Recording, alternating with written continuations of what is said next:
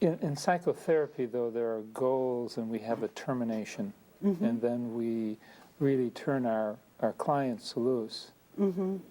But people don't ever graduate from AA. They stay in the system and they go on forever and ever and ever. No.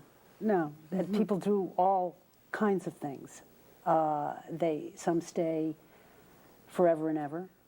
Some go to meetings occasionally. Some discontinue and then return when they feel like they've hit a snag. And remember, you can't study AA directly. You cannot go into an AA or NA meeting and draw a sample and study.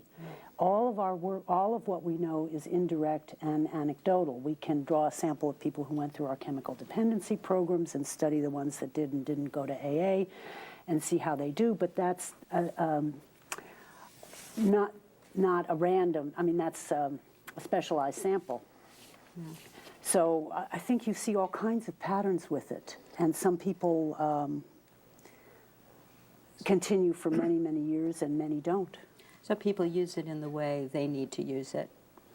Yeah, and it's certainly people do discontinue prematurely some of the time for reasons that have to do with drifting towards relapse, but other people just change their focus after a period of time. You know, you were talking about the goals of therapy and the goals of 12-step groups as being complementary and maybe even similar, but of course they're different in practice. What are some of the kinds of strategies or techniques that you use in your therapy with clients dealing with addictions? Speaking of tasks, one of the tasks of this video is to have you work with a real client with real addictions issues. Can you talk a little bit about the interview that you conducted and kind of set it up for our viewers? Yeah, this was a young man who has had meaningful periods of abstinence in his life from alcohol,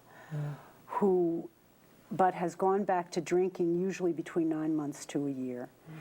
And in this case, we meet with him at the point where he knows he needs to stop drinking and he needs to return to AA, and he's preparing himself to do that. So he's still feeling some ambivalence at this point? Yes, or having trouble, yes, ambivalence and finding himself with problems mobilizing to actually follow through on what he kind of knows he needs to do. So that's he's practicing right now. He's drinking. Yes, he's drinking right now and having negative consequences. So. And are there particular strategies or techniques or things that our viewers should look for that might be unique to the way that you work? Well, what I try to do is really get a clear sense of where he's starting from and where he's blocked.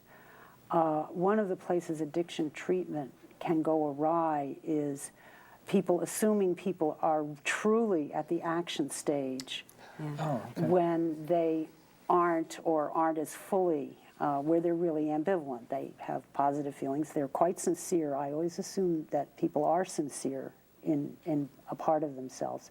But I want to go back a little bit further and see where they're blocked and see about those obstacles, because it will move more slowly if I'm not pushing prematurely for some action that they may not be ready to sustain. So I think that would be a thing to watch for. Let's watch your interview. Okay.